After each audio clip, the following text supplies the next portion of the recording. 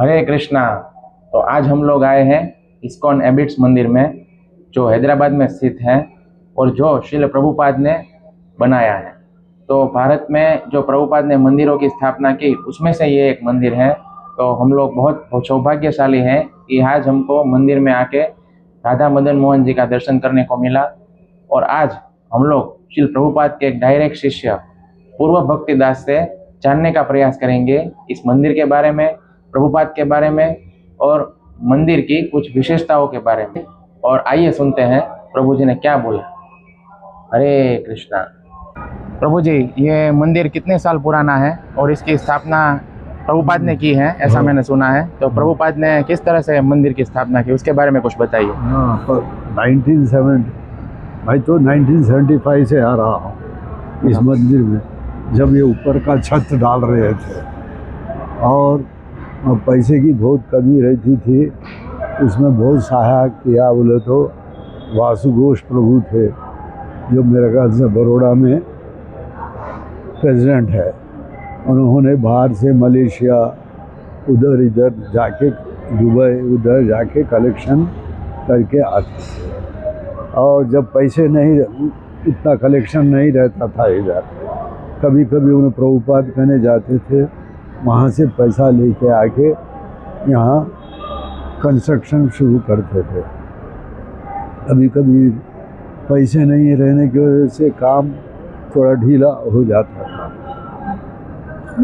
और उसके बाद जब ओपनिंग के लिए भी प्रभुपाद यहाँ 1976 में आए, वो प्रभुपाद ओपनिंग के लिए, जब आधा ही मंदिर नीचे फ्लोर डाले थे, प्रभुपाद बोले सबको यहाँ चप्पल उतारो, ये वैकुंठ है बोल के फिर उतार के फिर प्रभुपाद दर्शन करके अपने में कमरे में चले गए। तो प्रभुपाद ने यहाँ पे मंदिर की स्थापना की, तो मैंने ऐसा सुना है कि यहाँ पे एक जो एरिया था, जो पहला एरिया था, वहाँ पे सिर्फ कुआं ही था।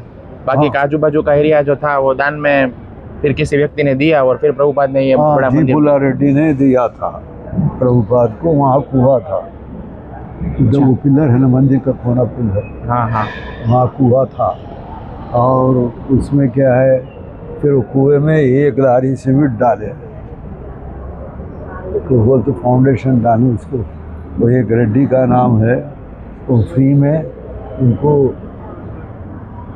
प्लान बना के दिया। ये जो मंदिर है उसकी क्या क्या विशेषताएं हैं और मंदिर में क्या क्या सेवाएं होती हैं, भक्त लोग क्या क्या करते हैं?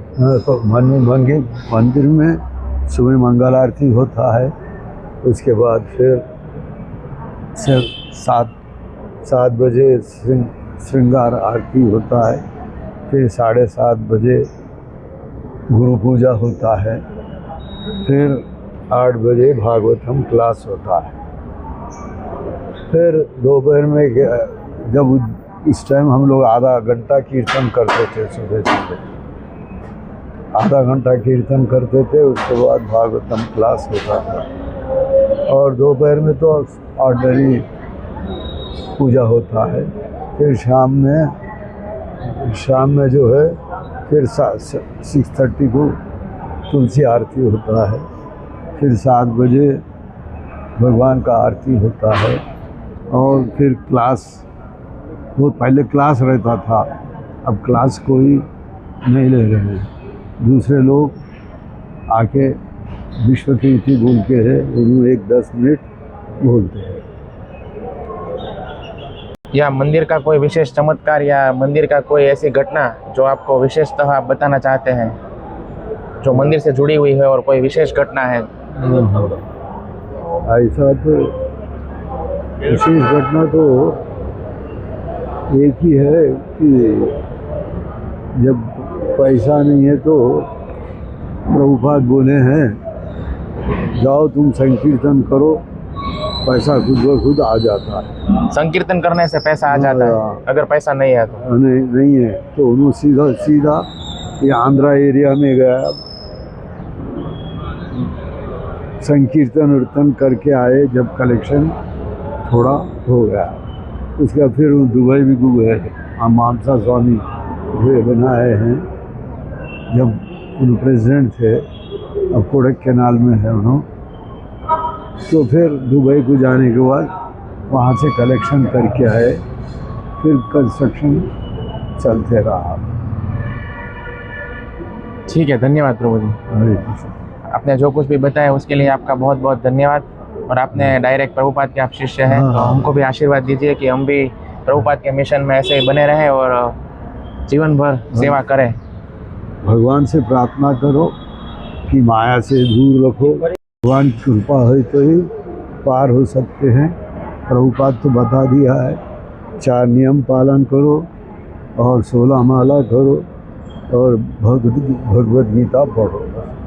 मैं 50 साल से कर रहा हूँ विदाउट ब्रेकिंग, जब भी तो भगवान को प्राप्त कर सकते हैं उनकी कृपा होने से। धन्यवाद प्रभु जी। हरे